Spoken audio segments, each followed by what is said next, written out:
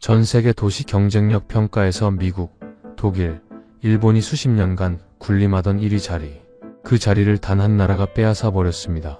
뉴욕도 도쿄도 베를린도 아니었습니다. 바로 대한민국이었습니다.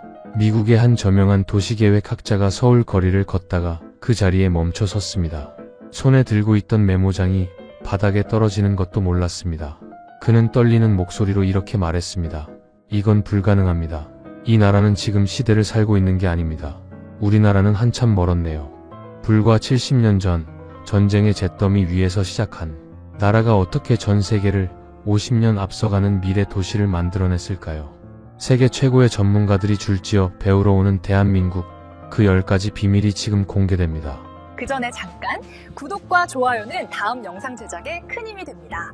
그리고 댓글에 대한민국 화이팅! 한국을 응원해주세요. 그럼 오늘의 사연 시작합니다. 제 이름은 브래드 케니입니다. 미국 보스턴에서 태어났고 하버드 대학교에서 도시설계학 박사 학위를 받았습니다. 현재는 워싱턴 DC 조지타운 대학교 도시연구소의 수석연구원으로 일하고 있죠. 올해로 56살입니다. 29에 처음 현장 연구를 시작한 이후 지금까지 꼬박 27년을 세계 각지의 도시를 직접 발로 뛰며 연구해온 사람입니다. UN 해비타트 자문위원을 역임했고 세계 40개국 이상의 도시를 직접 방문해 데이터를 수집하고 분석했습니다. 국제학술지에 발표한 논문만 해도 80편이 넘습니다. 그 논문들 하나하나에는 제가 직접 발로 밟고 눈으로 확인하고 숫자로 검증한 세계의 현실이 담겨 있습니다. 동료 연구자들 사이에서 저는 늘 한 가지 별명으로 불려왔습니다. 걸어다니는 회의론자. 그 별명이 진심으로 자랑스러웠습니다. 감정보다 숫자를 믿고 직관보다 데이터를 신뢰하며 현장 검증 없이는 어떠한 주장도 인정하지 않는 것. 그것이 브래드 케니라는 학자의 전부였으니까요. 연구실 냉장고 문에는 제가 20년 넘게 붙여두고 살아온 메모지 하나가 있었습니다. 직접 손으로 써서 테이프로 붙여놓은 낡고 누런 메모지였죠. 거기에는 이렇게 적혀 있었습니다. Trust the data, not the story. 데이터를 믿어라. 이야기가 아니라. 그것이 저의 신조였고 저의 무기였으며 저의 갑옷이었습니다. 제 연구실 풍경을 한번 떠올려 보시겠습니까? 조지타운 대학교 사회과학관 4층 끝방. 창문 하나가 워싱턴 DC의 회색 하늘을 향해 나 있는 그 작은 방의 세면. 벽이 온통 지도와 도표와 수치들로 가득 차 있었습니다. 세계 주요 도시들의 교통 정시율, 의료 응급 대응 시간, 디지털 인프라 지수, 시민 만족도 통계, 1인당 녹지 면적, 야간 조명 밀도까지 27년간 제가 직접 모으고 분류하고 검증한 데이터들이 켜켜이 쌓여 숨쉬는 공간이었습니다. 그리고 그 데이터들이 말해주는 세계의 질서는 단 한 번도 흔들린 적이 없었습니다. 미래 도시의 기준은 뉴욕, 런던, 도쿄였습니다. 독일의 미넨, 북유럽의 코펜하겐, 싱가포르. 그것이 제가 27년간 강의실에서 학생들에게 가르쳐온 세계의 진실이었습니다. 그 진실에 단 한 번도 의심을 품은 적이 없었죠. 매년 저는 조지타운 도시계획 대학원 수업 첫 시간에 같은 말로 강의를 시작했습니다. 여러분이 미래 도시를 공부하고 싶다면 뉴욕을 보십시오.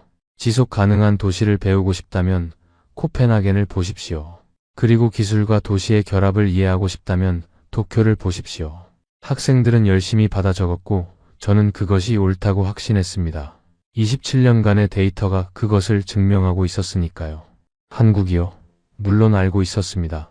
삼성과 현대의 나라, K-팝과 드라마로 전 세계 젊은이들을 사로잡은 나라, 반도체와 조선업에서 놀라운 성과를 거둔 나라, 아시아 국가 중 발전 속도가 유난히 빠른 나라, 그 정도의 인식은 갖고 있었습니다. 하지만 도시라는 관점에서, 인프라라는 관점에서, 미래 문명의 척도라는 관점에서 한국은 제 연구 목록에서 늘 두 번째 줄에 머물러 있었습니다. 제가 2019년에 국제도시학회지에 발표한 논문을 기억합니다. 제목은 아시아 도시의 한계와 서구 도시 모델의 지속적 우월성이었습니다. 그 논문에서 저는 서울을 2등급 도시로 분류했습니다. 흥미롭고 역동적이지만 세계의 기준이 되기에는 아직 멀었다고 단정 지었죠. 그 논문은 학술지 당의 연도 최다 인용 논문 3위에 올랐습니다. 저는 그것이 자랑스러웠습니다. 지금 생각하면 얼굴이 화끈거립니다. 그 무렵 제 삶에는 소소한 균열이 하나 있었습니다. 아들 마이클 때문이었습니다. 마이클은 당시 22살로 보스턴 대학교 국제학과에 재학 중이었는데 한국 드라마에 푹 빠져 혼자 한국어를 독학하고 있었습니다. 저녁 식탁에서 마이클이 한국 이야기를 꺼낼 때마다 저는 적당히 고개를 끄덕이며 화제를 돌리곤 했습니다. 관심이 없었던 게 아닙니다. 그냥 중요하지 않다고 생각했던 거죠. 그러던 어느 날 저녁이었습니다. 마이클이 밥을 먹다가 갑자기 이런 말을 했습니다. 아빠 논문에서 서울을 2등급으로 분류한 거 맞아? 내 한국 친구들이 읽고 많이 실망했대. 저는 포크를 내려놓고 대답했습니다. 데이터가 그렇게 말하고 있으니까. 마이클은 잠깐 저를 바라보더니 조용히 말했습니다. 아빠 혹시 서울에 한 번이라도 가본 적 있어? 저는 대답을 하지 못했습니다. 가본 적이 없었으니까요. 40개국을 다닌 학자가 아시아에서만 일본, 중국, 싱가포르, 태국, 인도까지 방문했으면서 한국만큼은 단 한 번도 발을 디딘 적이 없었습니다. 그리고 그것을 이상하게 여긴 적도 없었습니다. 그 저녁 식탁에서 마이클의 질문은 금방 잊혀졌습니다. 적어도 그때는요. 저는 다음날 아침 6시에 일어나 커피를 끓이고 전 세계 도시 개발 뉴스를 읽으며 하루를 시작했습니다. 늘 그랬듯이. 그리고 그날도 한국에 관한 기사는 그냥 스크롤을 내려 넘겼습니다. 제 인생에서 가장 큰 실수가 바로 거기에 있었다는 것을 그때는 정말 몰랐습니다. 저는 매일 아침 6시 정각에 눈을 떴습니다. 자명종 없이도 그 시간에 깨는 것이 몸에 완전히 배어 있었습니다. 일어나자마자 침대 옆 협탁에 놓인 커피 메이커 버튼을 누르고 욕실에서 세수를 마치고 돌아오면 어김없이 커피가 완성되어 있었죠. 그 커피 한 잔을 들고 연구실 책상 앞에 앉아 노트북을 여는 것으로 하루가 시작되었습니다. 열어보는 것은 언제나 같았습니다. 전 세계 도시 개발 뉴스, UN 해비타트 최신 보고서, 국제도시학회 논문 업데이트. 그것이 브래드 퀘니의 아침이었습니다. 조지타운 대학교에서 제 하루는 촘촘했습니다. 오전에는 대학원 강의, 오후에는 연구소 회의와 논문 작업, 저녁에는 국제자문화상 회의가 이어졌습니다. 1년에 최소 15개국을 방문하는 현장 연구 일정까지 소화하다 보면 주말이라는 개념이 희미해지기 일쑤였습니다. 아내 캐서린은 늘 이렇게 말했습니다. 당신은 세계를 연구하면서 정작 집 앞 동네는 모르더라. 틀린 말이 아니었습니다. 그래도 저는 웃어 넘겼습니다. 세계의 도시들을 이해하는 것이 제 소명이라고 믿었으니까요. 당시 제 강의실에서 가장 많이 등장한 도시는 코펜하겐이었습니다. 지속 가능한 도시 설계의 교과서 같은 곳이었죠. 그 다음이 도쿄였고 싱가포르가 그 뒤를 이었습니다. 서울은 가끔 비교 사례로 잠깐 언급되는 수준이었습니다. 학생 중 누군가가 서울을 주제로 발표를 하면 저는 이렇게 평했습니다. 흥미로운 사례입니다. 하지만 아직 세계의 기준이 되기엔 이릅니다. 그 말을 할 때 저는 단 한 점의 망설임도 없었습니다. 제 연구소에 가장 가까운 동료는 제임스 풀러였습니다. 저와 같은 해에 조지타운에 부임한 도시경제학자로 성격은 저와 정반대였습니다. 데이터보다 현장의 감각을 중시하고 숫자보다 사람의 이야기에서 진실을 찾는 사람이었죠. 그래서 저희 둘은 늘 티격태격했지만 그만큼 서로를 신뢰했습니다. 제임스는 유독 한국에 관심이 많았습니다. 틈만 나면 한국 관련 기사를 들고 와서는 이렇게 말했습니다. 브래드, 한국 한번 제대로 봐봐. 진짜 다른 나라야. 저는 늘 같은 대답을 했습니다. 데이터가 그렇게 말하지 않는 걸. 그 대화가 반복될 때마다 제임스는 고개를 절레절레 흔들었습니다. 지금 생각하면 그때 제임스의 눈빛에 이미 답이 있었습니다. 저만 보지 못했을 뿐이죠. 그 무렵 제 일상에 처음으로 작은 균열이 생기기 시작했습니다. 계기는 사소했습니다. UN 해비타트 연례 보고서를 검토하던 어느 늦은 밤이었습니다. 보고서 37페이지를 넘기다가 손이 멈췄습니다. 세계 주요 도시 스마트 인프라 지수 순위표였는데 서울이 4위에 올라 있었습니다. 도쿄가 6위였고 뉴욕이 8위였습니다. 저는 눈을 비볐습니다. 다시 봤습니다. 숫자는 바뀌지 않았습니다. 처음엔 보고서의 오류라고 생각했습니다. 혹은 측정 기준이 편향되어 있다고 판단했죠. 저는 빠르게 보고서 방법론 섹션을 펼쳐 검토했습니다. 허점을 찾으려 했습니다. 그런데 이상하게도 방법론은 탄탄했습니다. 제가 직접 설계에 참여한 적이 있는 UN 표준 지수 방식과 동일했습니다. 저는 노트북을 닫고 커피를 한 모금 마셨습니다. 그리고 혼자 중얼거렸습니다. 오류일 거야. 하지만 그날 밤 좀처럼 잠이 오지 않았습니다. 창밖의 워싱턴 DC 야경을 보며 저는 이상하게도 서울이라는 도시를 머릿속으로 떠올리고 있었습니다. 단 한 번도 가본 적 없는 그 도시를요. 다음 날 아침 강의실에서였습니다. 학생 하나가 손을 들었습니다. 평소 날카로운 질문으로 유명한 린다였습니다. 교수님, UN 최신 보고서에서 서울 스마트 시티 지수가 도쿄를 앞질렀는데 어떻게 생각하세요? 강의실이 조용해졌습니다. 저는 잠시 머뭇거렸습니다. 그 머뭇거림은 아주 짧았지만 27년 경력 동안 한 번도 없던 일이었습니다. 좋은 질문입니다. 다만 단일 지표 하나로 전체를 평가하는 것은 위험하죠. 저는 능숙하게 화제를 돌렸습니다. 하지만 강의가 끝나고 연구실로 돌아오는 내내 린다의 질문이 머릿속을 떠나지 않았습니다. 뭔가 이상했습니다. 데이터가 제 직관과 맞지 않기 시작하고 있었습니다. 그것이 모든 것의 시작이었습니다. 그리고 마침내 그날이 왔습니다. 2024년 11월 초 워싱턴 DC는 이른 겨울이 찾아와 있었습니다. 낙엽이 다 진 가로수들이 회색 하늘 아래 앙상하게 서 있던 화요일 오전이었습니다. 저는 연구소 회의실에서 UN 해비타트 위원회의 화상회의에 참석하고 있었습니다.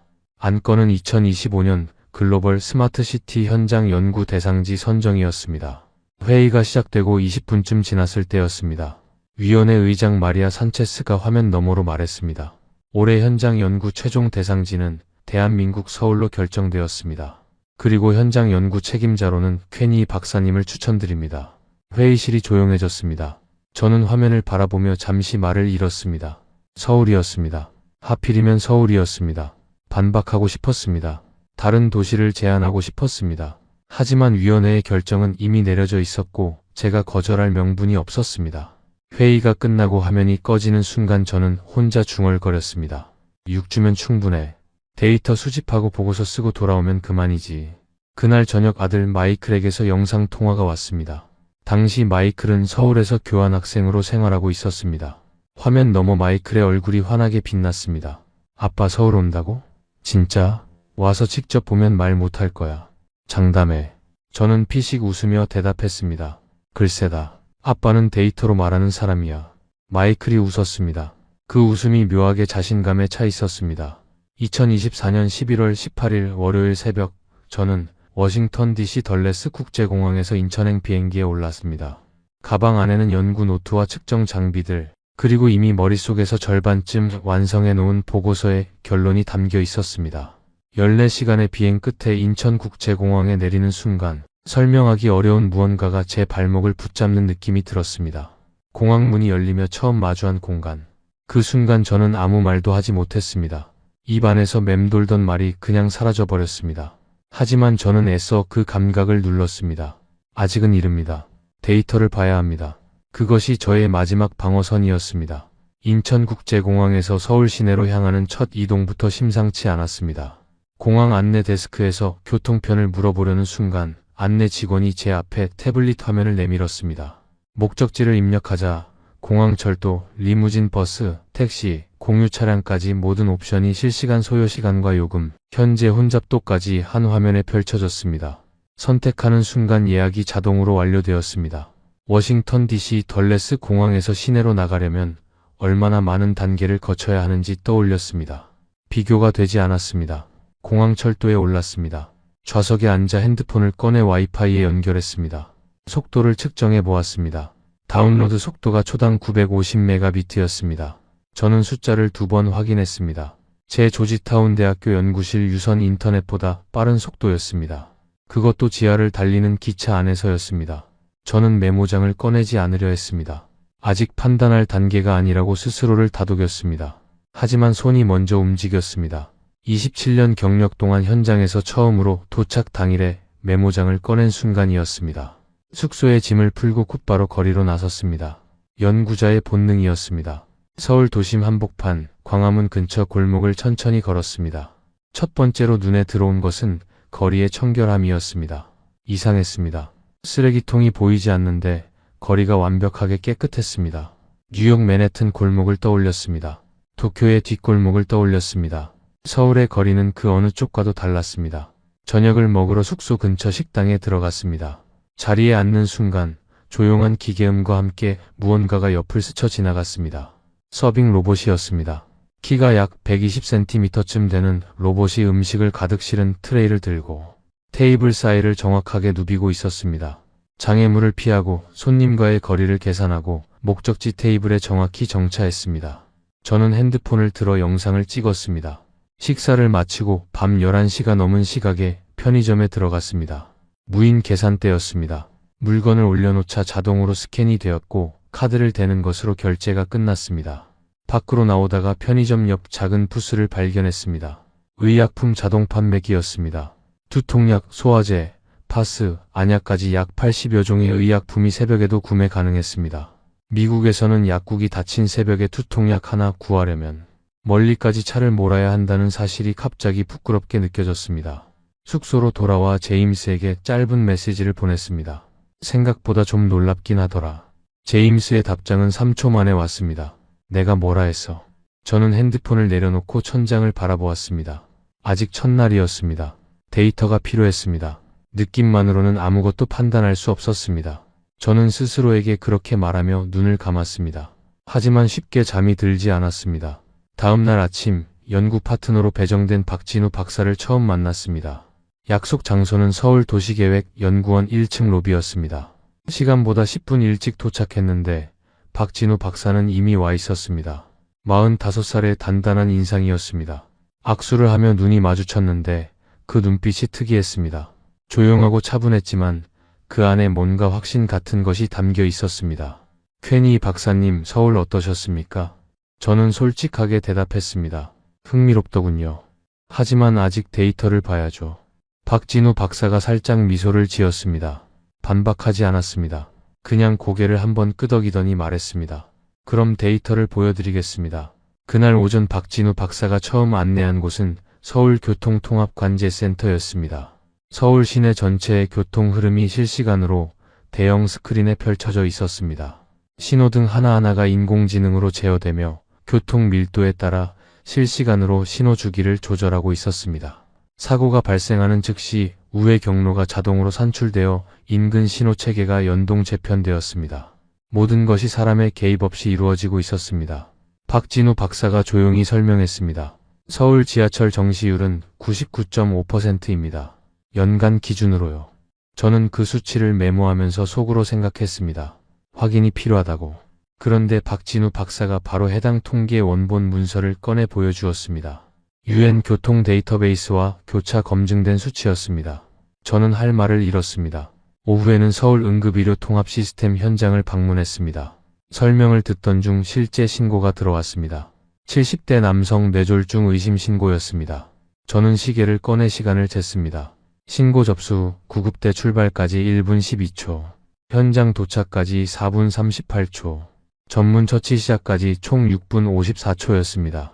저는 그 숫자를 3번 확인했습니다. 워싱턴 DC의 평균 응급 대응 시간은 8분이었습니다. 그것도 도심 기준이었습니다. 박진우 박사가 말했습니다. 서울뿐 아니라 전국 어디서도 30분 이내 응급 대응이 가능합니다. 저는 처음으로 단순한 메모가 아닌 질문을 던졌습니다. 어떻게 가능한 겁니까? 박진우 박사는 잠시 저를 바라보더니 대답했습니다. 내일 보여드리겠습니다. 문제는 그 즈음 제 연구소 쪽에서 시작되었습니다. 서울 도착 사흘째 되던 날 저녁, 워싱턴 DC에서 전화 한 통이 왔습니다. 오랜 동료이자 학회 핵심 인사인 마이클 베인이었습니다. 마이클은 저와 함께 논문을 여러 편 공동 집필한 사이였습니다. 목소리가 평소와 달리 딱딱했습니다. 브래드, 솔직하게 말할게. 한국 좋다는 보고서 쓰지 마. 학회 입장 생각해야지. 우리가 몇 년간 쌓아온 서구 도시 모델 프레임이 있잖아. 저는 잠시 말이 없었습니다. 마이클, 나는 데이터대로 쓸 거야. 데이터도 해석하기 나름이야. 브래드, 너도 알잖아. 전화를 끊고 나서 이상하게도 불쾌한 감정이 남았습니다. 마이클의 말 자체가 아니라 그 말에 조금도 동의할 수 없었다는 사실이 저를 불편하게 만들었습니다. 27년간 우리는 같은 방향을 보고 걸어왔습니다. 그런데 처음으로 우리 사이에 다른 방향이 보이기 시작했습니다. 그날 밤 저는 서울 거리를 혼자 1시간쯤 걸었습니다. 새벽 1시가 넘은 시각이었는데도 거리가 밝고 안전했습니다. 편의점마다 불이 환하게 켜져 있었고 골목 곳곳에 가로등이 빈틈없이 자리하고 있었습니다. 노인 한 분이 혼자 지하철을 타고 내리는 모습이 보였습니다. 자연스럽고 능숙하게. 그 모습을 보며 저는 처음으로 이 나라에 대해 뭔가 다른 질문을 하고 싶어졌습니다. 기술의 문제가 아닌 다른 무언가에 대한 질문이었습니다. 서울에서 일주일이 지난 시점이었습니다. 저는 가설 하나를 세웠습니다. 서울 도심은 집중 투자로 인위적으로 고도화된 쇼윈도일 것이다. 외곽 지역으로 나가면 현실이 다를 것이다. 저는 박진우 박사에게 도심이 아닌 외곽 지역을 방문하고 싶다고 요청했습니다. 박진우 박사는 흔쾌히 동의했습니다. 그 여유로운 동의가 오히려 마음에 걸렸습니다. 노원구 상계동의 작은 골목길이었습니다. 서울 외곽의 오래된 주거 지역이었습니다. 저는 의도적으로 가장 평범해 보이는 골목을 골라 걸었습니다. 그런데 골목 곳곳에 설치된 스마트 가로등이 보행자를 감지해 자동으로 발길을 조절하고 있었습니다. 골목 어귀에는 쓰레기 무게를 자동으로 측정하고 수거 일정을 조율하는 스마트 쓰레기통이 있었습니다. 작은 복지관 앞에는 터치스크린 키오스크가 설치되어 있었는데 어르신 한 분이 능숙하게 화면을 조작하며 복지 서비스를 신청하고 있었습니다. 저는 박진우 박사에게 조용히 물었습니다. 이게 전부 도심 수준과 동일합니까? 박진우 박사가 대답했습니다. 전국이 동일합니다. 강원도 산골 마을도 제주도 외딴 마을도 동일한 서비스를 받습니다. 첫 번째 가설이 무너지는 소리가 들렸습니다. 저는 즉시 두 번째 가설을 세웠습니다. 이것은 최근 대규모 재정 투입의 결과일 것이다. 장기적 지속 가능성은 검증되지 않았을 것이다. 박진우 박사에게 예산 자료를 요청했습니다. 30분 후 전달받은 자료를 검토했습니다. 이 시스템들은 단기 투자의 산물이 아니었습니다. 10년에서 20년에 걸친 단계적 구축의 결과였습니다. 재정 효율성 지표는 제가 연구해온 어떤 선진국 도시보다도 높았습니다. 두 번째 가설도 무너졌습니다. 저는 그날 저녁 숙소로 돌아와 연구 노트 앞에 한참을 앉아 있었습니다. 아무것도 쓰지 못했습니다. 27년간 이렇게 노트 앞에서 멈춘 적이 없었습니다. 마이클에게 연락했습니다. 자료를 더 수집해야 할 것 같아. 시간이 더 필요해. 마이클의 답장이 왔습니다. 너 혹시 한국에 홀린 거 아니야? 저는 그 메시지를 오랫동안 바라보았습니다. 그리고 처음으로 확실한 한 가지를 깨달았습니다. 저는 홀린 것이 아니었습니다. 눈을 뜨기 시작한 것이었습니다. 실패의 충격이 채 가시기 전에 더 깊은 혼란이 찾아왔습니다. 그날 밤 저는 침대에 누웠지만 잠을 이룰 수가 없었습니다. 천장을 바라보며 27년이라는 세월을 떠올렸습니다. 하버드에서 박사 논문을 쓰던 시절이 생각났습니다. 논문 제목이 서구 도시 모델의 보편적 우월성이었습니다. 그 논문으로 최우수 논문상을 받았고 그것이 제 학자 인생의 출발점이 되었습니다. 그 논문의 핵심 주장이 지금 제 눈앞에서 하나씩 흔들리고 있었습니다. 처음에는 화가 났습니다. 자신에게 화가 났습니다. 어떻게 40개국을 다니면서 한국 하나를 제대로 보지 않았을까? 어떻게 현장 검증도 없이 2등급이라는 딱지를 붙였을까? 그 분노가 자기 의심으로 바뀌는 데는 오랜 시간이 걸리지 않았습니다. 내가 과연 지금껏 제대로 된 연구를 해온 것일까? 그 질문이 새벽 내내 머릿속을 맴돌았습니다. 등줄기에 식은땀이 흘렀습니다. 오래전 기억 하나가 떠올랐습니다. 박사 과정 시절 지도교수였던 로버트 챔버스 교수가 했던 말이었습니다. 브래드, 학자에게 가장 위험한 것은 무지가 아니야. 편견이야. 무지는 배우면 되지만 편견은 배움을 막거든. 그 말을 들었을 때 저는 고개를 끄덕이며 노트에 받아 적었습니다. 하지만 진심으로 이해한 것은 아니었습니다. 제게는 편견이 없다고 믿었으니까요. 데이터를 믿는 사람에게 편견이 있을 리 없다고 생각했습니다. 그런데 그날 새벽 저는 처음으로 깨달았습니다. 데이터를 해석하는 눈 자체가 편견이 될 수 있다는 것을. 어떤 데이터를 수집하고 어떤 데이터를 무시할지 선택하는 것 자체가 이미 편견의 산물일 수 있다는 것을. 창밖으로 서울의 새벽 풍경이 보였습니다. 새벽 4시였는데 골목 어귀에서 청소부 한 분이 묵묵히 거리를 쓸고 있었습니다. 빠르지도 느리지도 않게 그냥 자신의 속도로 꾸준히. 그 모습을 한참 바라보다가 저는 일기장을 꺼냈습니다. 그리고 처음으로 이런 문장을 썼습니다. 이것은 단순히 기술의 문제가 아닐 수 있다. 그 문장을 쓰고 나서야 비로소 눈이 감겼습니다. 다음 날 아침 박진우 박사에게서 메시지가 왔습니다. 오늘은 제가 특별한 분을 소개해드리고 싶습니다. 도착한 곳은 노원구의 작은 주택가였습니다. 톡 꺼놓인 스마트 돌봄 서비스 현장이었습니다. 낡지 않은 작은 아파트 문 앞에서 박진우 박사가 초인종을 눌렀습니다. 잠시 후 문이 열리며 작고 단단한 체구의 할머니 한 분이 나오셨습니다. 이순덕 어르신, 올해 84살이셨습니다. 거실에 들어서자 텔레비전 옆에 작은 태블릿이 놓여 있었습니다. 이순덕 어르신이 능숙하게 화면을 열더니 병원 진료 예약을 확인하시고 약 처방 내역을 조회하시고 딸과의 영상통화를 연결하셨습니다. 모든 것이 30초 안에 이루어졌습니다. 저는 그 모습을 바라보며 아무 말도 할 수 없었습니다. 이순덕 어르신이 차를 내오시며 저에게 물으셨습니다. 미국에서 오셨다고요? 한국이 어떻습니까? 저는 솔직하게 대답했습니다. 놀랍습니다. 어떻게 이런 나라가 됐는지 이해하고 싶습니다. 이순덕 어르신이 잠시 저를 바라보셨습니다. 그 눈빛에는 긴 세월이 담겨 있었습니다. 그리고 천천히 말씀하셨습니다. 6.25 때 저는 11살이었어요. 서울이 어떤 곳이었는지 아세요? 집이 없었어요. 밥이 없었어요. 아무것도 없었습니다. 잠시 침묵이 흘렀습니다. 그런데 우리 자식들이, 손주들이 이걸 만들었어요. 그냥 된 게 아닙니다. 포기 안 했으니까요. 포기 안 했으니까요. 그 5글자가 제 가슴 어딘가를 정확하게 건드렸습니다. 박진우 박사를 돌아보았습니다. 박진우 박사의 눈이 붉어져 있었습니다. 저도 모르게 눈시울이 뜨거워졌습니다. 27년간 학자로 살면서 현장에서 눈물이 날 뻔한 것은 처음이었습니다. 숙소로 돌아와 일기장에 단 한 줄을 썼습니다. 오늘 나는 학자이기 이전에 한 인간으로서 충격을 받았다. 그리고 제임스에게 메시지를 보냈습니다. 이건 내 생애 최고의 현장 연구가 될 것 같아. 제임스의 답장은 언제나처럼 빠르게 왔습니다. 알고 있었어. 이순덕 어르신의 집을 나서는 길에 저는 박진우 박사에게 말했습니다. 박 박사님, 저 연구 방향을 바꿔야 할 것 같습니다. 박진우 박사가 걸음을 멈추고 저를 바라보았습니다. 어떻게요? 처음에 저는 한국 스마트시티 시스템의 허점을 찾으러 왔습니다. 그런데 지금은 다른 질문을 하고 싶습니다. 한국은 왜 가능했는가?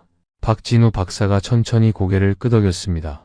그 고개 끄덕임이 말보다 더 많은 것을 담고 있었습니다. 그날 저녁 저는 숙소 책상 앞에 앉아 연구 노트 3장을 펼쳤습니다. 첫 페이지 맨 위에 한 문장을 적었습니다. 나는 틀렸다. 그리고 그것이 이 연구의 시작이다. 그 문장을 쓰는 손이 조금 떨렸습니다. 두려움이 아니었습니다. 오히려 20년 만에 처음으로 느끼는 설렘 같은 것이었습니다. 하버드 박사 과정 시절, 처음 현장 연구를 나가던 날의 그 두근거림이었습니다. 다음날 아침 박진우 박사와 함께 연구 범위를 전면 재설계했습니다. 서울에 국한하지 않고 부산, 대전, 광주, 강원도 지역까지 현장 범위를 확장하기로 했습니다. 연구 기간도 당초 6주에서 12주로 연장을 요청하기로 결정했습니다. 그날 저녁 마이클 베인에게서 메시지가 왔습니다. 브래드, 학회 측에서 연구 기간 연장은 승인 불가라고 해서 예정대로 6주 후에 복귀해. 저는 잠시 화면을 바라보다가 답장을 보냈습니다. 마이클, 나는 연장할 거야. 필요하다면 독립연구자 자격으로. 답장이 오지 않았습니다. 저는 핸드폰을 내려놓고 창밖의 서울 야경을 바라보았습니다. 처음으로 마이클의 압박이 전혀 무겁게 느껴지지 않았습니다. 오히려 마음이 가벼웠습니다. 오래된 짐을 하나 내려놓은 것 같은 느낌이었습니다. 그날 밤 박진우 박사가 연구 일정 조율을 마치고 문자를 보내왔습니다. 박사님, 오늘 저녁 같이 식사하시겠습니까? 제가 좋은 데 알고 있습니다. 두 사람이 도착한 곳은 서울 마포구의 작은 포장마차였습니다. 천막 아래 좁은 의자에 나란히 앉아 순대볶음과 소주를 시켰습니다. 저는 생전 처음 먹어보는 음식이었습니다. 첫 입을 먹는 순간 저도 모르게 탄성이 나왔습니다. 이게 이렇게 맛있을 수가. 박진우 박사가 웃었습니다. 연구소에서 보여주던 절제된 표정이 아닌 진짜 웃음이었습니다. 그날 밤 우리는 처음으로 연구 이야기가 아닌 다른 이야기를 했습니다. 박진우 박사가 소주잔을 들며 말했습니다. 사실 저도 처음에는 박사님이 한국을 낮게 평가한 논문을 읽고 화가 났었습니다. 저는 솔직하게 대답했습니다. 당연히 화가 나셔야죠.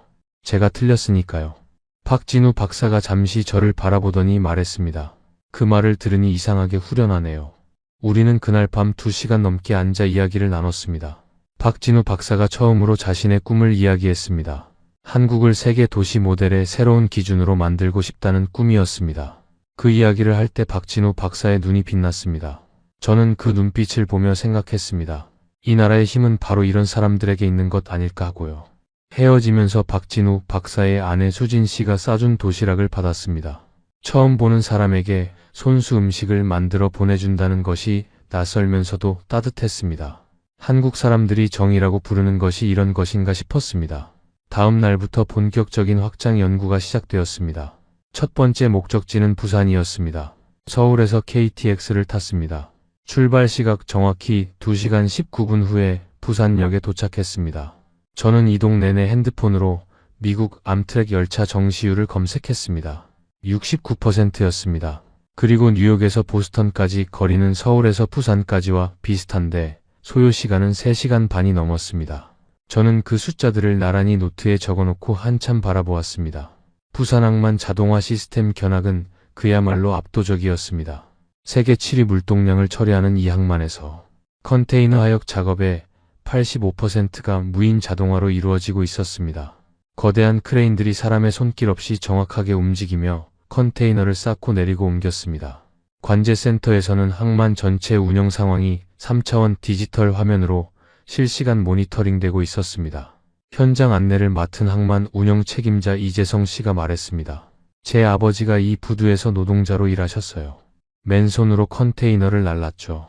지금 제가 이 시스템을 운영한다는 게 아직도 실감이 안 납니다. 저는 그 말에 손이 멈췄습니다. 단 한 세대 만에 일어난 일이었습니다. 아버지가 맨손으로 컨테이너를 나르던 부두에서 아들이 인공지능 시스템을 운영하고 있었습니다. 이것은 숫자로 설명할 수 있는 성취가 아니었습니다. 대전의 한국과학기술원 방문은 또 다른 충격이었습니다. 연구동 폭도를 걸으며 저는 세계 유수 연구소들을 떠올렸습니다. MIT 스탠퍼드 연구소, 막스 플랑크 연구소. 그 어느 곳과 비교해도 손색이 없는 연구 환경이었습니다. 하지만 더 놀라웠던 것은 연구자들의 눈빛이었습니다. 저와 대화를 나눈 32살의 연구원 김도연 씨는 양자 컴퓨팅 분야를 연구하고 있었습니다. 인터뷰 도중 김도연 씨가 말했습니다. 저는 이 연구가 단순히 논문 실적을 위한 게 아닙니다. 이게 우리나라 다음 세대를 먹여 살릴 기술이 될 거라고 믿습니다. 29살에 처음 연구를 시작하던 저의 모습이 떠올랐습니다. 그때 저도 이런 눈빛이었을까? 아니, 이보다는 덜했을 것이라는 생각이 들었습니다. 연구동 폭도 끝 벽에 액자 하나가 걸려 있었습니다. 한국어로 쓰여 있었는데 박진우 박사가 번역해 주었습니다. 국가를 위한 과학.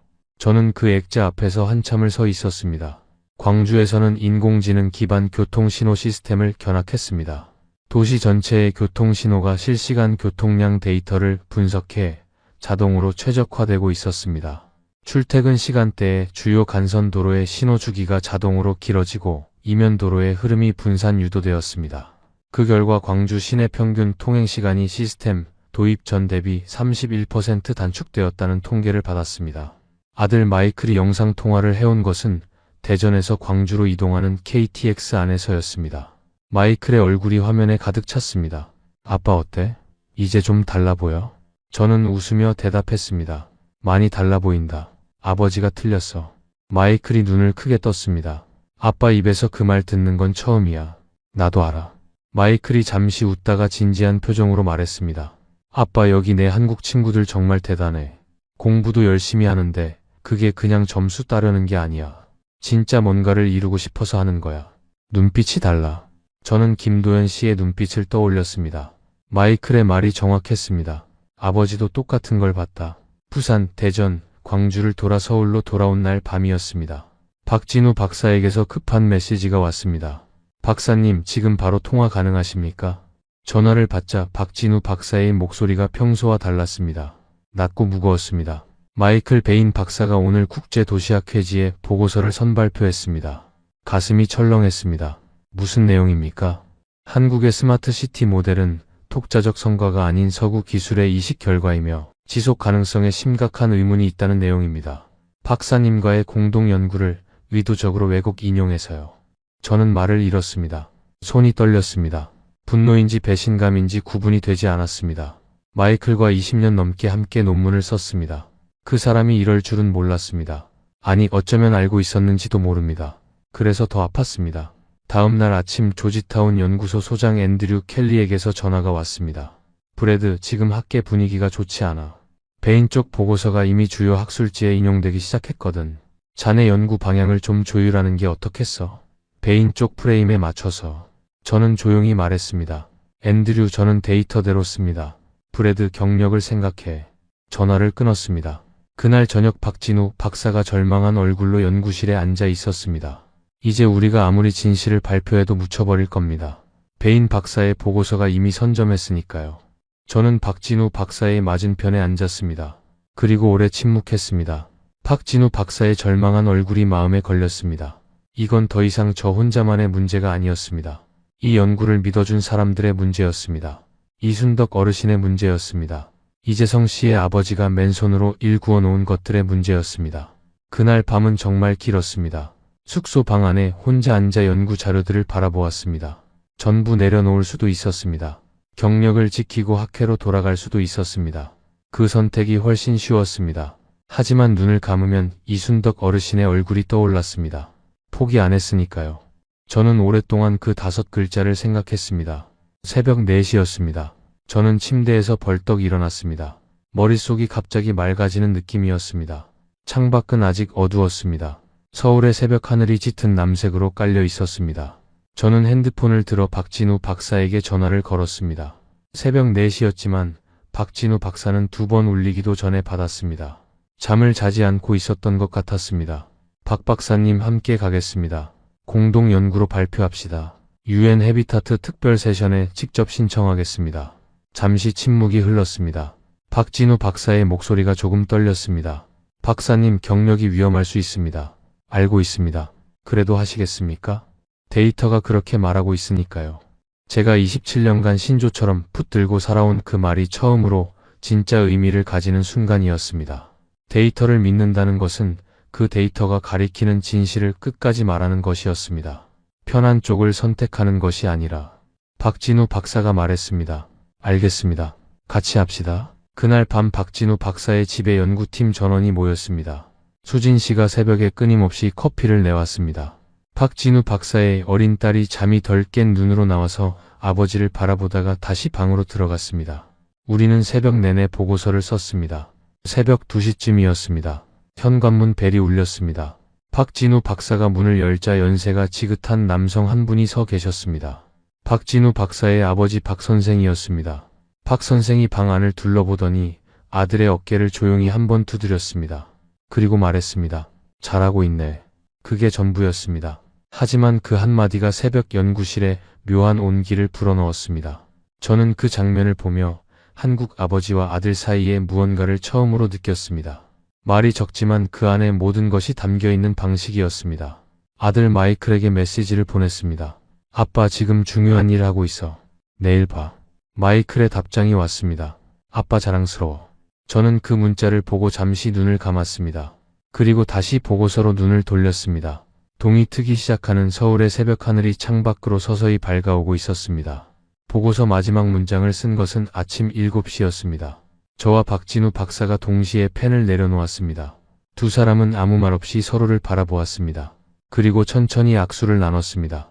손을 잡는 순간 이상하게도 눈물이 날 것 같았습니다. 참았습니다.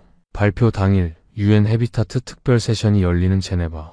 회의장은 250명 이상의 연구자와 정책 담당자로 가득 찼습니다. 저는 단상에 오르며 단 한 번 뒤를 돌아보았습니다. 박진우 박사가 고개를 끄덕였습니다. 객석 맨 뒤에 아들 마이클이 서 있었습니다. 마이클을 잡는 손이 떨렸습니다. 하지만 눈빛은 흔들리지 않았습니다. 저는 입을 열었습니다. 저는 오늘 27년간의 제 연구 중 가장 중요한 발표를 합니다. 그리고 동시에 27년간의 제 가장 큰 오류를 인정합니다. 회의장이 조용해졌습니다. 한국의 스마트시티는 기술이 아닙니다. 국민의 집단적 의지와 교육열, 그리고 포기하지 않는 정신이 만들어낸 결과물입니다. 그것은 어떤 나라도 단순히 이식할 수 없는 한국만이 가진 것입니다. 발표가 끝나는 순간이었습니다. 회의장 어딘가에서 박수 소리가 시작되었습니다. 그 박수가 순식간에 퍼져나갔습니다. 기립박수였습니다. 저는 단상 위에 서서 그 소리를 들으며 박진우 박사를 돌아보았습니다. 박진우 박사의 눈이 빨개져 있었습니다. 맨 뒤에서 마이클이 눈물을 닦으며 두 손을 높이 들어 박수를 치고 있었습니다. 그 순간 저는 온몸으로 느꼈습니다. 이 모든 것이 한국이라는 나라가, 그리고 포기하지 않은 사람들이 만들어낸 기적이라는 것을. 발표가 끝난 다음 날 아침, 저는 눈을 뜨자마자 핸드폰을 확인했습니다. 알림이 멈추지 않았습니다. 이메일, 메시지, 학술 네트워크 알림까지 수백 개가 쌓여 있었습니다. 전부 어제 발표에 관한 것들이었습니다. 독일 베를린 도시연구소, 프랑스 파리 도시계획청, 싱가포르 스마트네이션 추진단, 미국 도시연구재단. 발표 자료 공유를 요청하는 메시지들이 끊임없이 쏟아졌습니다. 박진우 박사에게 전화를 걸었습니다. 박진우 박사도 잠을 거의 못 잔 듯 목소리가 거칠었지만 그 안에 뭔가 화난 것이 담겨 있었습니다. 박사님, 뉴스 보셨습니까? 보지 못했습니다. 서둘러 검색창을 열었습니다. 영국 가디언, 미국 뉴욕타임스, 독일 슈피겔, 일본 아사히 신문. 주요 언론들이 일제히 어제 발표를 다루고 있었습니다. 기사 제목들이 눈에 들어왔습니다. 한국 도시 모델, 세계의 새로운 기준으로 부상. 하버드 박사가 인정한 한국의 기적. 미래 도시를 보고 싶다면 서울로 가라. 저는 한참 동안 그 제목들을 바라보았습니다. 가슴 한쪽이 뜨거워지는 것을 느꼈습니다. 그날 오후 유엔 해비타트 사무국장 아미나 모하메드가 직접 연락을 해왔습니다. 우리 연구를 2026년 세계 도시 정책 기준 자료로 공식 채택하겠다는 통보였습니다. 전화를 끊고 나서 저는 아무 말도 할 수 없었습니다. 그냥 창밖을 바라보았습니다. 저녁 무렵 박진우 박사에게서 사진 한 장이 왔습니다.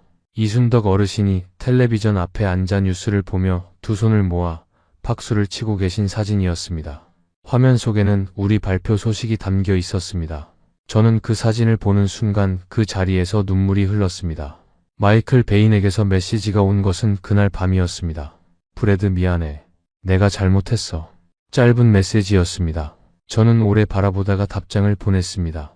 괜찮아 마이클. 이게 학문이 나아가는 방식이야. 용서가 쉬웠던 것은 아닙니다. 하지만 분노를 오래 붙들고 있기에 눈앞의 세계가 너무 아름다웠습니다. 그 이후로 세상이 움직이기 시작했습니다. 발표 후 한 달 안에 미국, 독일, 프랑스, 영국, 싱가포르, 아랍에미리트 정부가 한국 스마트시티 모델 벤치마킹을 공식 선언했습니다. 서울시청에는 전 세계 도시정책 담당자들의 방문이 줄을 이었습니다. 배우러 오는 사람들이었습니다. 가르치러 오는 사람들이 아니라. 저는 그 장면을 보며 가슴이 뭉클했습니다. 얼마 전까지만 해도 제가 미국과 유럽의 도시 모델을 세계의 기준이라고 가르쳤던 사람이었으니까요. 한국 정부는 발빠르게 움직였습니다. KCT 글로벌 협력 프로그램이 출범했습니다. 아프리카, 동남아시아, 중앙아시아의 개발도상국 20개국에 한국의 스마트시티 기술과 운영 노하우를 무상으로 지원하는 프로그램이었습니다. 저는 이 프로그램의 국제 자문단으로 참여해달라는 요청을 받았습니다. 2번 생각하지 않고 수락했습니다. 케냐 나이로비의 시장이 서울을 방문했을 때의 일이 기억납니다. 서울 도시통합관제센터 앞에 서서 화면을 바라보던 그 시장이 조용히 눈물을 닦았습니다. 그리고 말했습니다. 우리도 할 수 있겠다는 희망이 생겼습니다. 저는 그 말을 들으며 이순덕 어르신의 목소리가 겹쳐지는 것을 느꼈습니다. 포기 안 했으니까요. 한국이 세상에 주는 가장 큰 선물은 기술이 아니었습니다. 희망이었습니다. 조지타운 대학교에 한국도시연구센터가 설립된 것도 이 무렵이었습니다. 우리 연구가 직접적인 계기가 되었습니다. 저는 초대 센터장을 맡았습니다. 그리고 아들 마이클이 박진우 박사 연구팀의 정식 연구원으로 합류한다는 소식을 들었습니다. 아들이 한국에서 일한다는 것이 이토록 자랑스러울 줄은 몰랐습니다. 박진우 박사가 세계 스마트시티 포럼 기조 연설자로 초청받았습니다. 박진우 박사의 어린 딸이 아버지를 세상을 바꾼 아빠라고 불렀다는 이야기를 수진 씨에게 전해 들었습니다. 그 이야기를 듣고 저는 오래 웃었습니다. 진심으로.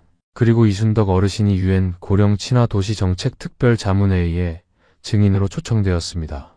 뉴욕 유엔 본부 회의장에 한복을 입고 앉아 계신 이순덕 어르신의 사진을 받았을 때 저는 그 사진을 액자에 넣어 연구실 책상 위에 올려두었습니다. 지금도 그 자리에 있습니다. 지금 저는 워싱턴 DC 조지타운 대학교 한국도시연구센터 센터장으로 일하고 있습니다. 연구실 풍경은 예전과 다르지 않습니다. 벽면 가득 지도와 데이터들이 붙어 있습니다. 커피를 마시며 아침을 시작하는 루틴도 같습니다. 하지만 달라진 것이 있습니다. 냉장고 문에 붙어있던 낡은 메모지가 바뀌었습니다. 20년 넘게 붙어있던 그 메모지, 데이터를 믿어라, 이야기가 아니라 그 메모지를 조심스럽게 떼어내고 새 메모지를 붙였습니다. 거기에는 이렇게 썼습니다. Trust the data and the story. 데이터를 믿어라. 그리고 이야기도. 지난 가을 아내 캐서린이 처음으로 서울을 방문했습니다. 캐서린은 서울 골목을 걸으며 한참 동안 말이 없었습니다. 그러다가 제 팔짱을 끼며 조용히 말했습니다. 당신이 왜 이 나라에 반했는지 이제 알겠어. 저는 아무 말 하지 않았습니다. 그냥 웃었습니다. 박진우 박사 아버지 박 선생을 다시 뵌 것은 올해 초였습니다. 서울 방문 때 박진우 박사의 집에서 저녁을 함께 했습니다. 식사가 끝난 후 박 선생이 소주잔을 들며 말씀하셨습니다. 고맙소. 진우를 믿어줘서. 저는 고개를 저었습니다. 제가 오히려 감사합니다. 선생님 아드님 덕분에 제가 더 나은 학자가 됐습니다. 박 선생이 조용히 웃으셨습니다. 그 웃음이 한국의 아버지들이 가진 무게를 담고 있었습니다. 말이 적지만 그 안에 모든 것을 담는 방식이었습니다. 이순덕 어르신도 다시 찾아뵈었습니다. 어르신은 여전히 같은 아파트에 계셨습니다. 태블릿으로 딸과 영상 통화를 하시고 병원 예약을 잡으시고 복지 서비스를 신청하시면서요. 처음 배웠을 때와 똑같이 차를 마시며 어르신이 물으셨습니다. 연구는 잘 됐습니까? 저는 대답했습니다. 어르신 덕분에 됐습니다. 어르신이 손사래를 치시며 웃으셨습니다. 그 웃음이 한국의 모든 것을 담고 있는 것 같았습니다. 전쟁을 겪고 가난을 겪고 그럼에도 포기하지 않아서 이 자리까지 온 사람의 웃음이었습니다. 이 이야기를 지금 이 영상으로 전하는 데는 이유가 있습니다. 저 브래드 케니는 한국에 오기 전까지 이 나라를 알지 못했습니다. 27년의 경력과 박사 학위와 수십 편의 논문이 만들어준 편견이 진실을 가리고 있었습니다. 저는 데이터를 믿는다고 생각했지만 실은 제가 보고 싶은 것만 보고 있었습니다. 그런데 서울 골목을 걷고 이순덕 어르신의 이야기를 듣고 박진우 박사의 눈빛을 보고 새벽에 묵묵히 거리를 쓸던 청소부의 모습을 보고 나서 저는 깨달았습니다. 한국의 기적은 대단한 자원이나 운이 만든 것이 아니었습니다. 포기하지 않은 사람들이 만든 당연한 결과였습니다. 여러분의 아버지, 어머니, 조부모님 세대가 이 나라를 만들었습니다. 아무것도 없던 땅에서 전쟁의 잿더미 위에서 손이 트고 등이 굽도록 일해서 이 나라를 만들었습니다. 지금 전 세계 전문가들이 배우러 오는 이 나라를요. 저는 그 앞에 고개를 숙입니다. 진심으로. 대한민국이 자랑스럽지 않으십니까? 저는 확신합니다. 한국의 이야기는 아직 끝나지 않았습니다. 가장 좋은 장은 아직 쓰이지 않았습니다. 오늘 이 영상이 마음에 와닿으셨다면 좋아요와 구독 버튼을 눌러주십시오. 그리고 주변의 소중한 분들과 이 이야기를 함께 나눠주시면 감사하겠습니다. 여러분의 댓글 하나하나가 이 이야기를 더 많은 사람에게 전하는 힘이 됩니다. 끝까지 함께 해주셔서 진심으로 감사드립니다.